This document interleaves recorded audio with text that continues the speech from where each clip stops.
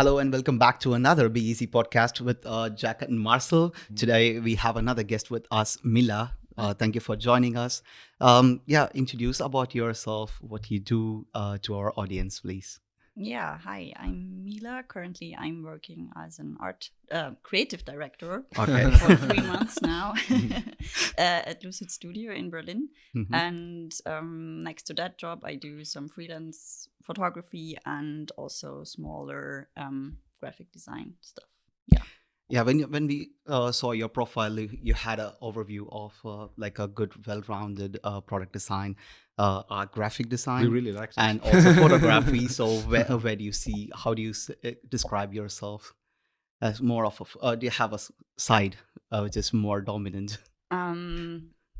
I tried to find that side, but I failed completely. So I think I'm really in between. I love to do several things at the same time, and I think that keeps my interest in all of the creative stuff alive, because I get bored pretty well. I'm not the most patient person, so I just like to, like I said, do various things at the same time. Great. Yeah, you have a very aesthetic feed as well in your social media, and we were. Then I saw your title, and you mentioned like you're a graphic designer and you are well rounded. So I got a whole overall picture about you when you saw your website. Then I was able to put together like, okay, that's how the profile looks so aesthetic. Yeah. Exactly. And where are you from? Like, are you from Berlin or? No, I lived in Vienna before and finished school there, and then I moved to Berlin to do my bachelor degree, and then I went to Halle for 2 years and did my master's there, and now I'm back in Berlin. Yeah. So Berlin got you. Berlin got me. Yeah. Well, I was working for Lucid.Studio for a very long time. I'm there for almost 10 years now.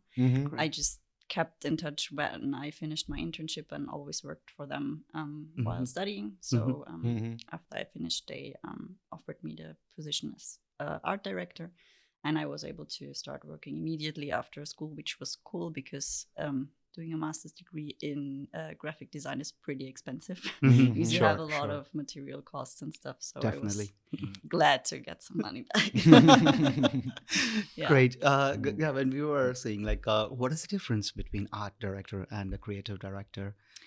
Art director, you don't have that many responsibilities. The creative director is more on the managing side of the whole company. But still, I'm doing a lot of design work, but I'm also coordinating the team a bit, and I'm more in touch with my boss. It's like next level, but we have a really flat hierarchy at Lucid.Studio, which is cool because everybody's involved in the decision making and stuff. But if it comes to new business or something like that, I'm involved in these things now, which is nice. I like to be involved in shaping the future of the company because I'm really also attached to it. I love the values of the company, and I enjoy being part of that team. Sounds really interesting. Can you give us some more insights for work, how it is to work at Lucid Studios? How is your normal day, or what's your normal work? I think why I like it is because it's, again, very we Diverse, have to do a lot of tasks that are not the same every day.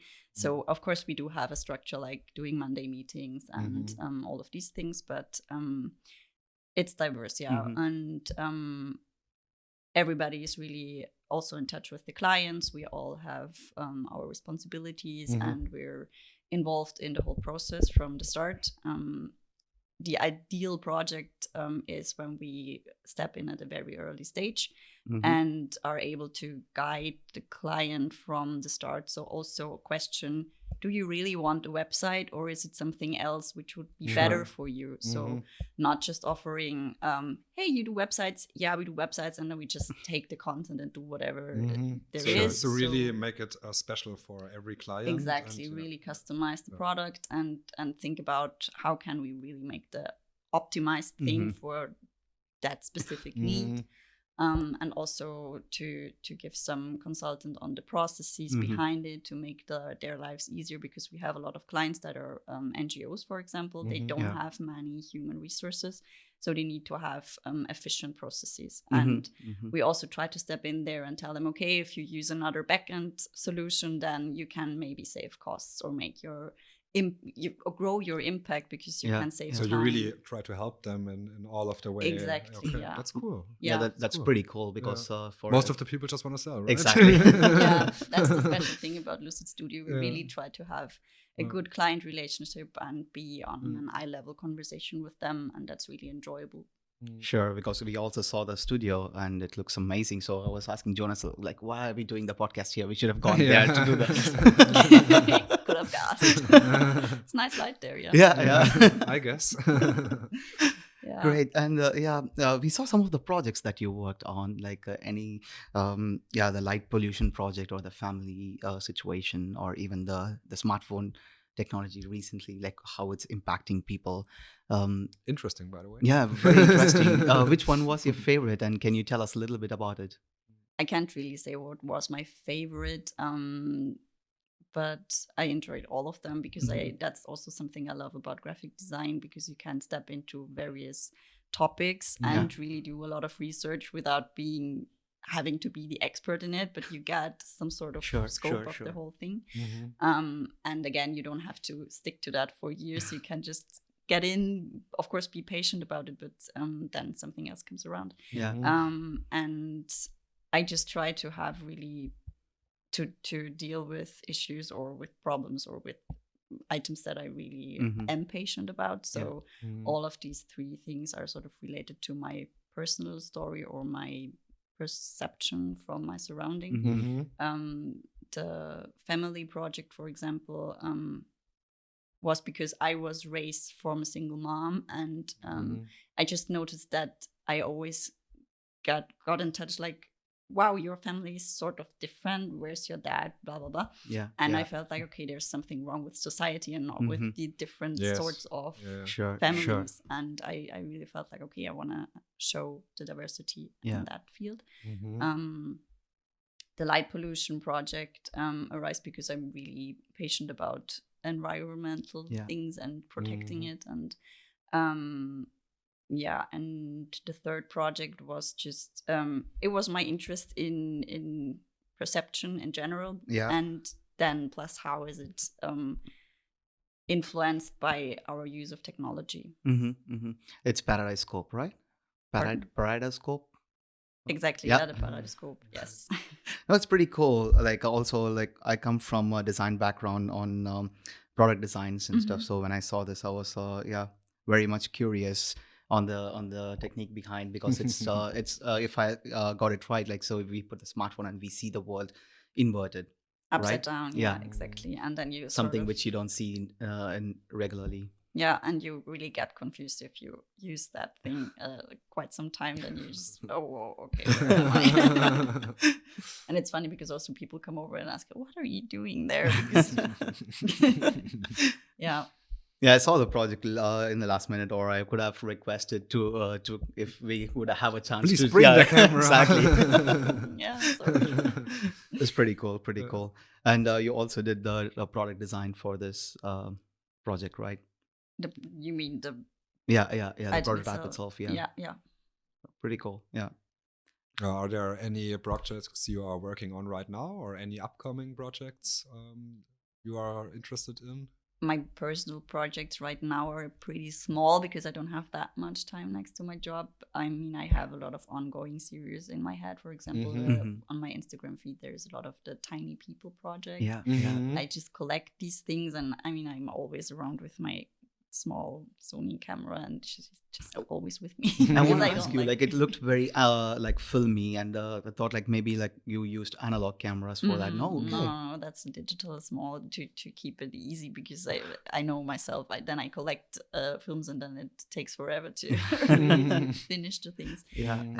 So I'm trying to keep that easy, but these things are basically always on my mind, and I have the view for it, and always when I see something, that could fit. And I just really don't enjoy taking pictures with my smartphone. It's just not the same. So I always have this small camera with me. And at Lucid.Studio, I think my favorite project is some feminism project, which is not published yet, but it's nice because I can also do some illustrations and lay out, and upcoming, I think there is nothing major right now I could talk about. If there's something coming, you can find it out on her Instagram channel. Exactly, yeah. And how do you get into this creative field? Did you start with graphic design? Did you start with photography? What was the first thing, or what was your first step? I started with graphic design with the age of 14, so pretty early. In Vienna, I went to a school there. That form of school is not, it doesn't exist in Germany, but it's sort of parallel. You do your Matura, Abitur, and at the same time some education on a job, and that was graphic design. That's, I mean, I got some basic knowledge about photography there as well. Okay. Yeah, composition and all of the stuff. Exactly, you know, but we also got taught like the technical side a bit, but I was not really interested in it in the beginning. I just thought, okay, it's an interesting tool to help my graphic design, and then I thought, well, I don't want to ask every time somebody else to help me out with it. And then I decided for graphic design bachelor with an emphasis on photography. And that's where I really got into it and found out, hey, I really like that also separately from graphic design. And yeah. Sure. But it goes really well together. I know a lot of people who are graphic designer and photographer, or did the one first and then the other one. So I think when you have understanding of colors and composition and all of the stuff, then you can do both, just what you prefer more. Or? Exactly. Yeah. I mean, you can basically judge the outcome. You can see if the image works or not. That helps definitely. Yeah. Yeah, I started as a graphic designer, but I knew after 4 years that I suck at it. Threw it all away and then went to do continue engineering, and then now started photography again. So yeah. I never tried it, but just photography. Maybe I should. Maybe I can do it. Hidden talents there. Yeah. How is it working with brands at Lucid.Studio? So is it like everything like super strict, or do you have freedom in creating the content or the campaigns for the clients? That depends. Or is there a lot of pressure there, or is it like a really cool working environment? Or that depends completely on the client. I can say in general, it's not a lot of pressure because we don't do really brands or commercial stuff. It's all basically non-profit. That's cool. Things. So our clients don't have that strict timelines most of the time, and we take a lot of time to develop this concept, and pretty often the content is not even there yet, and we sort of develop together. So it takes time, and I think it's not like this crazy agency lifestyle thing. That's not hurry. Yeah. I feel like we're really taking our time to do the things right. And yeah, exactly. Okay, so maybe I should try once again as a graphic designer. Because my schedule was working 16 hours a day, and then after 2 or 3 years I really fucked my back, and then I really didn't want to go back at all. I completely understand. No, I mean, we do over hours obviously, but it's also, for example, a lot of people at Lucid.Studio have kids, and it's completely fine when they leave the office at 4 because they need to pick up their kids, and we have this policy there, and that's also something I really enjoy because we care about the situation of every individual. Sure. Yeah. And in photography, I see that you are into minimalism and travel content and street or people. So how do you describe your style in photography? And what do you shoot, or what's your favorite thing to shoot? It's a big question, yeah. Again, in between, sort of depends on my mood. I have my phases where I go out every night and shoot some weird places, long time exposure, and I don't know, stuff like that. And then I have phases where I don't do that at all. But in the end, I think my style is clean. Yeah, I would say the same, yes. But I also enjoy doing analog stuff, and then that also sort of forces me to leave a bit of this cleanness. Sure. Which I also enjoy a lot. And for example, I love doing cyanotypes because it's super easy. You can do it at home. You don't need a lot of equipment. Sure. But the outcome is always surprising and amazing and individual. And I also Definitely. love to see when you wash off this blue surface and then it starts getting out. That's something Amazing, I really like amazing, too. yeah. And Yeah. what kind of gear do you use apart from the smaller compact camera, or is it always travel light? No, not always. I mean, if I have portrait shootings, I use my Nikon D700, I think. I'm not even okay. sure which Yeah, the number first I'm always full confused. format camera, right? Yeah, exactly. 700. And just a 50 millimeter. Okay. And it's pretty basic, but I also like that. Oh, it's a great lens. Yeah, like 50 mm is good. nifty 50. Yeah, Yeah. like it's a lot of room perfect- for creativity. Sure. Yeah. And it's like almost what we see now. So it's like the vision of a human. So. Yeah. Exactly, yeah. And when you shoot film, what camera, what film, or is it like a middle frame or? I don't do that very often, but for example, for my master project, for the family project, I used a camera that doesn't even have a brand because it's over 100 years old, large formats. But back then I was able to use all of the equipment from the university, so it was easy to develop everything. And right now I don't really shoot a lot analog. I mean, doing these Polaroid stuff. But sometimes, I mean, I recently started to also take these things more serious because sometimes there are these moments that you can't force in another way than just taking Polaroid pictures of it. And I used to just, that's just the funny party, whatever item. But now I started to also see a connection between my digital collection and these Polaroid pictures. And I started to combining them. And I think, that's probably something that's coming up. Okay. Because it starts to be in my head and I see some small series within series I already have and combining them. And you can mix two different types of work together. Exactly, And couple of weeks ago, I did a workshop at Universität der Künste UDK. A text workshop, creative writing, and that was great because I always thought, okay, I can't write at all, but I need some help because I sometimes need it at work. And then I sort of discovered, hey, that's fun, it's cool, it makes sense. Sure. And now I feel like this could be sort of the combining element between different types of photography as well. So I sort of have a rough idea for a book in my mind right now to also be able to mix the media. And I also, for example, love the aesthetics of scanning stuff. And that's cool for, I have a typewriter and I enjoy writing on that.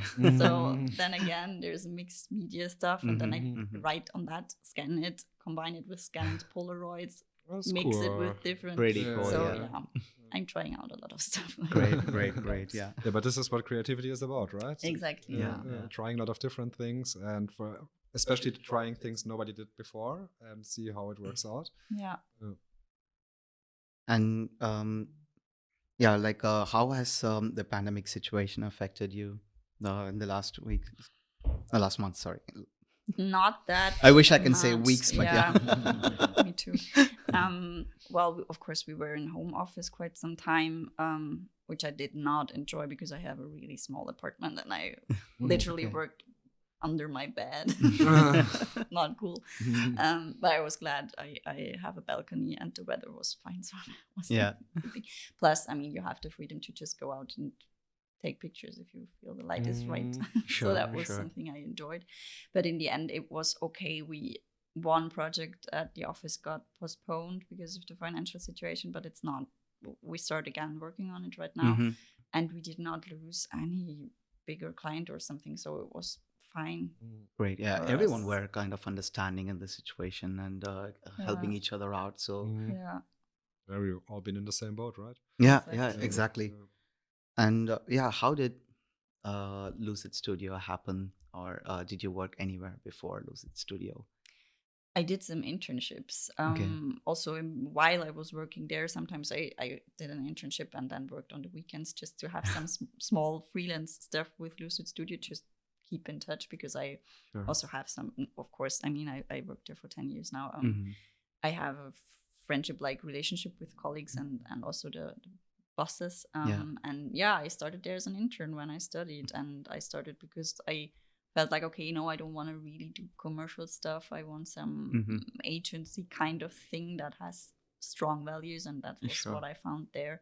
Also, paying a lot of attention on the content made a lot of sense for me, and but it's also funny how the company developed, and at the same time I developed sort of in the same direction without being attached to it all the time. But we started with simple infographics and stuff, and now we're doing this amount of various media, and it's super cool for me because infographics was a thing, like it was a huge thing at one point, and it brought so much opportunities for graphic designers.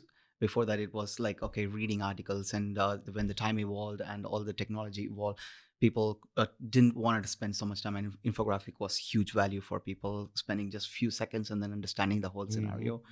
Plus the possibility to share it on social media and stuff. Exactly. It makes it much easier than reading a lot. So. Exactly. On Pinterest, they are really big. Yeah. It blew up in Pinterest, Tumblr. All of the infographics, definitely. Yeah. And how, like, normally there is a saying that the creative person are really bad in managing people, or as running the management side. How do you balance? Creative people are a mess. Yeah, exactly. Because well, I think you have to ask my colleagues. But no, I think I'm not that bad in managing stuff. I mean, you also have to manage yourself. If you're doing long-term projects, you need to have the time frame on mind, and also your financial resources, and you have to manage these things. Well, I think managing in that field, the biggest challenge is to give enough space to every individual person you work with, because they have their potential and you need to support that potential. So that's I think that's the biggest part, to be able to have all of these individual people with their own mind, their own goals, and to get the walking best out together of in that. one direction. Exactly. Yeah, because communication is also a huge part, and it is. For creative person, it's really harder in terms of managing the whole communication system for a lot of different people. So coming from a creative background and entering and now operating as a creative manager, like I was curious, how do you balance yourself out? I mean, like I said, I'm really new to that position. But for that reason, for example, I think this I was at a coaching this weekend before, and I think that's something that's really important for me, that I get some outside perspective and get help for it. So ask people, okay, I'm having this problem right now, and what direction would you go? And just I think that's always important, to get help, to get external perspectives, and to get feedback, not only from your colleagues. And I think that also makes it easier to have a perspective for yourself, to see, okay, I want to go in that direction, and reassure you sort of, and take the time to think about it. And like you said, communication is key. Very important. And also getting a perspective, as you mentioned, from the outside person is very important. As from colleagues, like they would say mostly good things in the front, and also having a big shoes, then there will be a limitation in communication with the colleagues. So like the reassurance is much important to make sure you're on the right track and doing the right things. Yeah, that's super important. And also to make the time for the communication within the team. I think that's sometimes something we could do better, because we have a lot of stuff to do, and then sometimes we just forget to really sit together and talk, okay, how is our situation? And then we really need to force ourselves, okay, no, we sit down and talk about how's everybody doing. And I think that's something we could improve, but it's always a time issue. Sure. And so in your free time, you are working on your own projects, or how is your free time looking like? Yeah, I do a lot of these small projects also with friends and for friends, and but I think that's always collecting your karma points. Yeah, like I said, small portrait stuff or working on. I mean, I take pictures all the time, and then sometimes I just take one day and edit all of them. So, yeah. Right now, both of my siblings will marry next year, so I have a lot to do there as well. Yeah. What else do I do in my free time? Yeah. It doesn't have to be too personal. Don't worry. Yeah, to be honest, I don't have that much free time because the job is demanding. And then you have your own projects on the other hand, so I can imagine that this is already fulfilling. Yeah.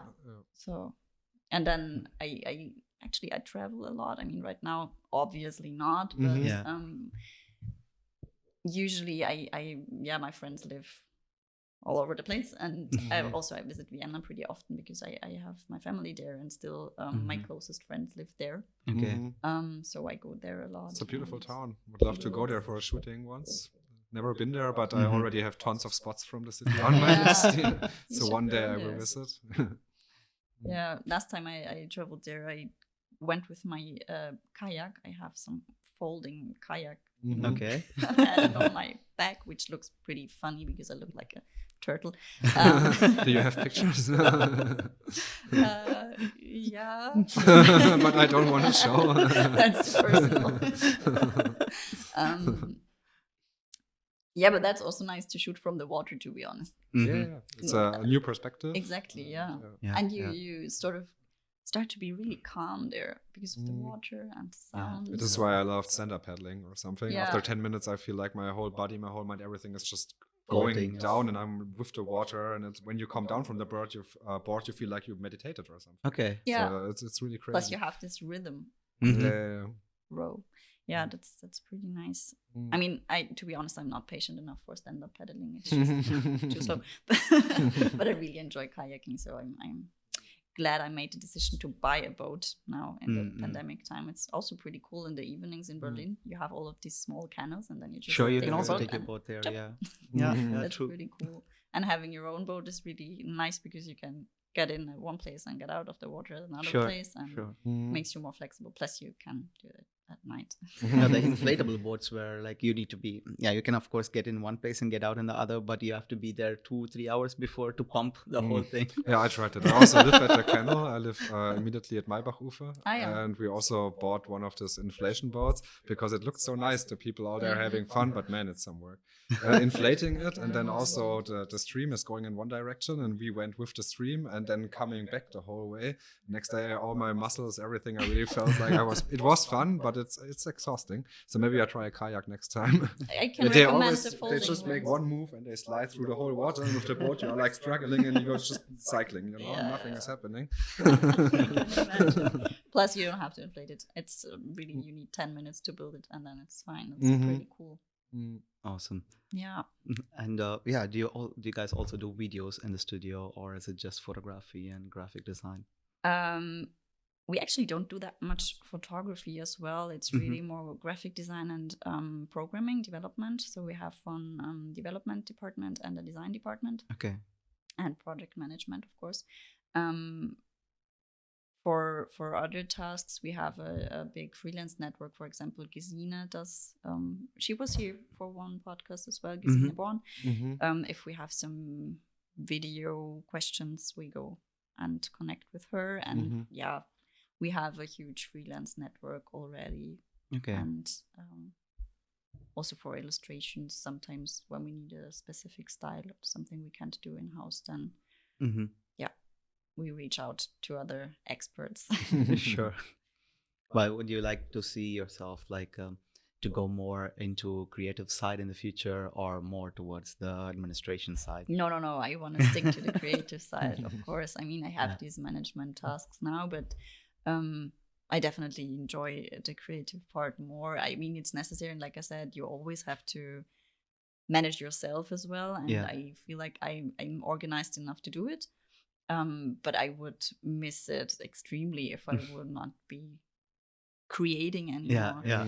Right after school, I was not so sure if I really want to work in the creative industry, and then I studied art history for 2 semesters, and it was horrifying for me. It was really like, okay, I need projects, and then I started to do my portfolio in 3D. Okay, no, I need to study design again. Also, I like this sort of rhythm you have with these projects, because you always work towards an end, and I'm not theoretical enough to be satisfied with, I don't know, writing an exam and then next. So you don't have this thing in the end, which you can grasp somehow. Yeah, for creators, it's always the thing that the moment when they stop creating or they don't have the chance to create for a few days, then they go crazy. It's horrible. Yeah. You know, it's so much fun, and it's really satisfying when you have a picture or some scene in your mind, and then you go out there, and then you came home and you collected that scene. I don't know, it feels so good. Yeah. And when it's just missing for a few days, it's always like, I need to do it. It's like an addiction, you know? It is. Definitely. It is, yeah. But a good addiction. Yeah, healthy one. Yes. Like yesterday shooting after 3 hours of sleep and then coming to the scene, I was feeling horrible. But the moment when I started creating, I forgot everything. And I was really enjoying the whole process once again. If it was regular desk job, then I would be complaining the whole day. Maybe 10 coffees later, I still feel in a bad mood. Yeah, true. Well, that's where it sometimes starts to be not that healthy, if you start to forget to sleep and to eat because you're so into something. You just want to finish it, and everything else is not important anymore. Or you forget about it. But sometimes that's also, it gives you like, sometimes I can finish projects like really fast just because it's like so much fun and like deep into it. And I think it's maybe an hour. Then I check my phone and it's 5.5. And I think like, oh, okay, oopsie. I'm hungry, but I don't feel anything, you know? So I think it can sometimes help, but you have to watch or to answer your body and give some energy and stuff like this in between. Include breaks and relax in between and really. This we should practice. I think all of us working in the creative field is always, because you don't have this border between, okay, that's work and now I stop working and don't think about it anymore. It's in your mind all the time. No, the perfect example was there was a collaboration which Marcel and I did together with and to create travel content. We were there 4 days. We only slept like 3 to 4 hours a day, and even like a hotel called us the next day and they were like, yeah, you were supposed to check in yesterday, and are you not coming? And we said like, no, we checked in and checked out. And they did not even realize it, and we were running the whole time, driving 2,500 kilometers or so in less than busy all day, 4 days or so, 2,500 kilometers. We both were drinking filled with coffee the whole time. We loved it, but we then at times like we forget that, okay, it is a part of that we also need to relax and enjoy or take a break. Also when you are always on schedule and stress, it's really hard to get creative. I don't know, I always feel like when I'm relaxed, then it's easier to get creative or to have ideas how to do the project. But when you are always just running, then it's hard to do something out of the things you planned, you know, because then it's just like you're running down your schedule and then it's exactly done. I think in the starting phase of a project, it's really important to be calm in your mind and to relax enough, because I think you cannot really come up with new ideas if you didn't sleep enough. And but if the concept is there and you just have to go through it and produce sort of, then it's fine, I think, to reduce sleeping and stuff, as long as you have the break afterwards. I think 2 days after coming back, 2 days we were just sleeping. I was 2 days just on my couch, nothing. And one important question which I wanted to ask, like which will be super helpful for a lot of creative person, no matter the field, is like contracts. Like a lot of people take it lighter, or some people take it obsessively. How important do you think when a creative person working with a brand or something, how important contracts are? Big question. Well, I think it is important, and it's important that you are reliable and that your contract partner is reliable, and you cannot be sure of that if there is no contract in the end. And I think it makes your life easier to just have contracts and everything is clear. Yeah. And you don't have to worry about anything. Then I think it's also easier later to deliver the results that the client wants, because when you have the contract and everything is clear written down and you know what you're going to focus on. Yeah. And often when there is no contract, then you create the stuff and afterwards they say like, well, that's not exactly what we wanted. Yeah. But then it's like, but I have no guidelines and nothing. Yeah. So I always prefer a contract. And even I think a clear or detailed content plan estimate or is super important to really clarify in the beginning what they can expect and what you will deliver. So even when you work with friends, I think maybe it's even more important, because it's always when money comes in, it's difficult, and you don't want to risk friendships with these issues. So you just make a contract, everything is clear. If I would start working together with somebody and, for example, starting an own company, I would definitely never ever do that without having a contract in the first place. And also already talking about, okay, we will have coaching sessions twice a year or something. I think it's really important to reassure, verbalize it, and also write it down and have your signature on it, and it's just it makes the things easier. I think for sure. Yeah, because this is one common thing that creative people normally struggle or overlook, because as soon as they get an opportunity, they are excited to start and jump on the project. Beginners mostly. Exactly, yeah. Well, also for some people with experience, they also struggle still, like if a contract is necessary, this is an opportunity I don't want to leave, like let me jump on it right away. And or even some people who wanted to do it, they are struggling without a proper direction. So this is why I was asking you this question, because you have seen both the sides. So for the people who are listening, always get a contract. I mean, I think it's okay if you really trust somebody. And for example, we have some clients and there is a lot of organizational processes in the background, and the contracts take longer because they have to go through a lot of instances. And then I think it's fine if you have some relationship and you can trust on, okay, the contract will be there, but we start now. But that depends on how good you know the other person. But in general, I would say contract first. But for me, it's actually the same with clients I worked before, and I know they are serious. Then I already start working before the contract is there. But when it's the first time, I do nothing until the contract is signed from both sides. Before that, I just do nothing. I think that's good self-protection. So doing something right. Nice. And sorry. No, please go on. So do you have any most favorite project that you have worked, or any not bad experiences, or something which you would do differently that from the past? I think I would during my master's studies, I think I should have stopped trying to please the professors earlier. Because when I started to just do the project the way I wanted to do it, it was much better for me and the outcome. And in the end, I pleased the professors, because I think that was their initial thought, that they wanted to force me to do what I want. And I was just not really getting the idea of it. And I really struggled and had some project created one project that I really still don't like, because there was just this misunderstanding of, okay, I don't know what you want. And it was really hard. But after that, I really made a huge step and just said, okay, no, I will do it my way. And then it worked out much better. So I think if you're studying something creative, you should just be sure what is your direction and then go for it. And if you really are patient about that, and then it will work out and people will like the results. Sure, yeah. As long as you do it with passion.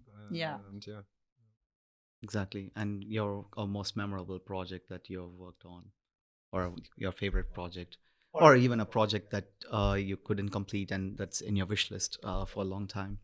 I think two projects that I still don't got off my list is the light pollution project on the one hand, because I still collect dead insects and make cyanotypes of them, which is always a bit disturbing for guests when they arrive to my apartment and, what is that? Well, yeah, a few butterflies. They are dead. Yes, I know.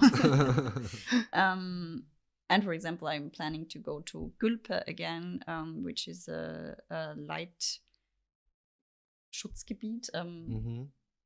Some sort of, what's the name for Schutzgebiet? Lichtschutzgebiet. Let me find out. It's 21st century. But for people who doesn't know cyanotypes, like, can you explain the process to them? It's a sanctuary. Okay. Yeah, or a reserve. Reserve. Reserve, That okay. was, Also works. Yeah, okay. So a light reserve. Mhm.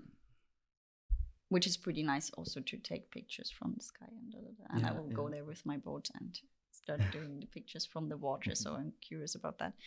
And the cyanotypes, well, you have to mix some chemicals and then put them on paper. That works. And then dry it and then put your negative on it, and or you can even print something on a foil, and then whatever you put there, it's like, yeah, and then you put it either under sunlight or To dry it off, no, to cure it, or develop it, yeah, and then you wash it off with simple water, which makes it easy to do it at home. They look pretty cool. Yeah, they look pretty cool. And this one you use it for the light pollution project, right? For the moths. Exactly. There, I just exchanged the negative with insects.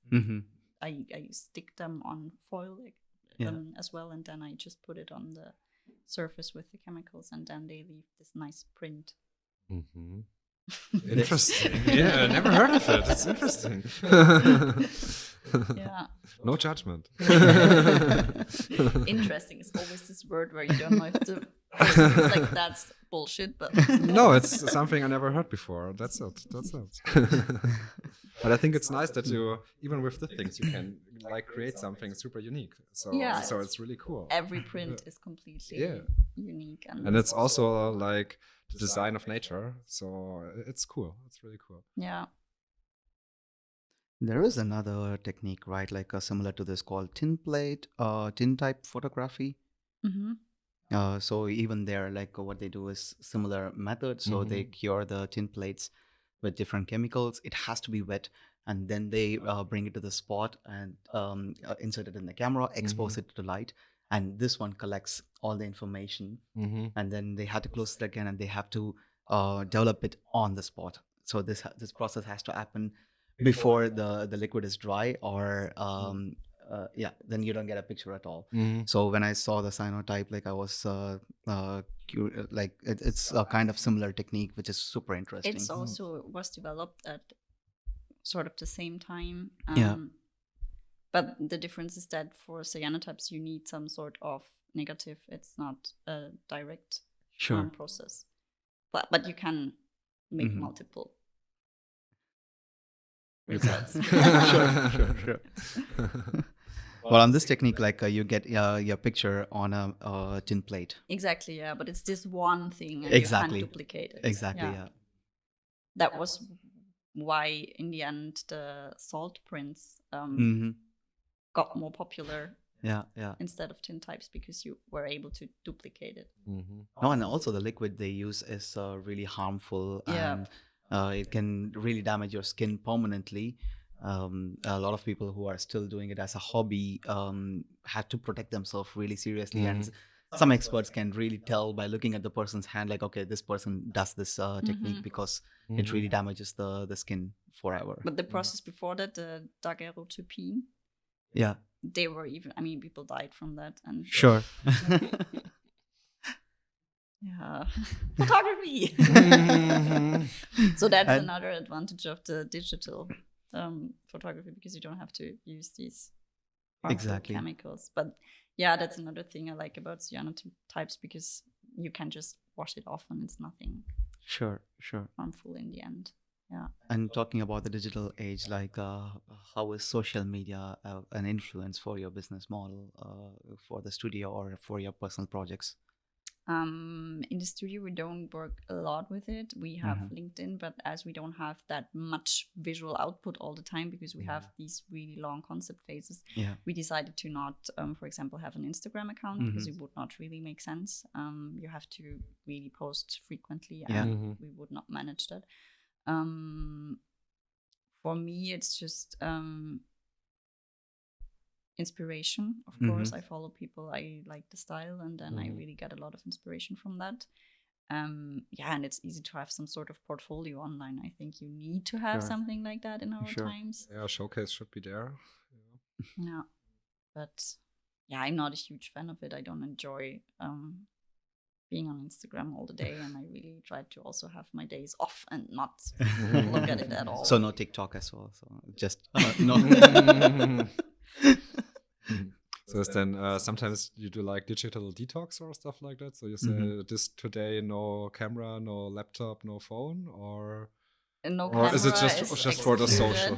Okay. But I do these days off where really just, I mean, also when I go hiking or something, I'm really a nature person, and then I definitely don't look at my phone the whole day, and it's but it's also better. But the camera is with me. That's so the camera goes everywhere? Yeah, that's cool. Cool. I always have it with me. And what lens do you use for the camera? That's a compact. The compact. The compact one. Okay. To make it easy and not really think about the device as much. I think. Like I said, I think when I do that complicated step around and really think about what lens, but then I just stop doing it because it's too complicated. When I just have this camera with me, and I mean, of course, there are limitations, and sometimes there are pictures where I think, damn, you could have done it with a better camera. But in the end, I would not have done it at all if I would not have that small one with me. And it's much easier. And the best camera is the camera you always have with you, right? Exactly. Really. I started trying that method on a travel through Mexico, and I really said, that's it. That's my way of taking photos, because it's so easy, and I can jump into the photo mood anytime I want, and it's with me, and I don't have to carry a lot of stuff, and and in the end, it's not the gear you use that makes a good image. So it's the creativity you use what makes a good image. It's crazy. Often people think they need like super expensive cameras and all of this stuff, but when you have a good idea in your mind and you know how to do it, and you can even do it with a smartphone, and it will look amazing afterwards. So it's just I found out that I don't enjoy taking pictures with my phone. It's just not as I need to look through the.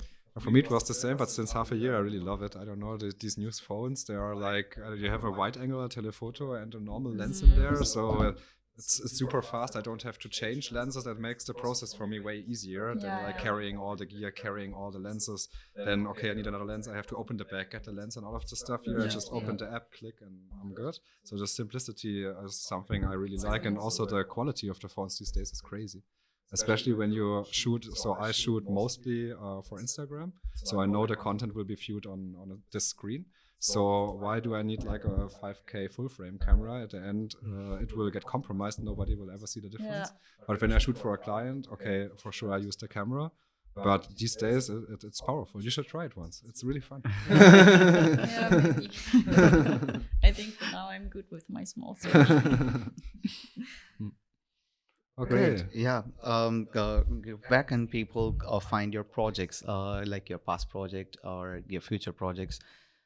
Just in Instagram or in your website as well? On my website as well. I will update it soon. And on Instagram. Great. And one question we would normally ask is like, what is your advice for beginners in the creative field? Do you have any advice that you see in recent youngsters or people who want to get into this field, complicating, for which you can give guidance to? I think it's important to know your values, to know what's important for you, what clients do you want to work for, and really start from that side. But depending, I mean, even photography or graphic design, it doesn't depend. It's just you should know for who you want to work, and then for with whom you want to work with, and I think that's most important. Great. And yeah, for your work, people can follow you on Instagram to get more updates on your future projects and your website, right? Yes. Check that out. Yeah, thank you so much All for right. joining us today. Thank you. And yeah, and we'll catch you up again, once again, with the next guest on the next podcast episode. Say hi to Mila in her Instagram and her website for her projects. And don't forget to say hi to us as well. Bye bye. Thank you. Bye. Bye. Awesome. That was Nice. good. Oh, I'm almost sleeping, but it's good.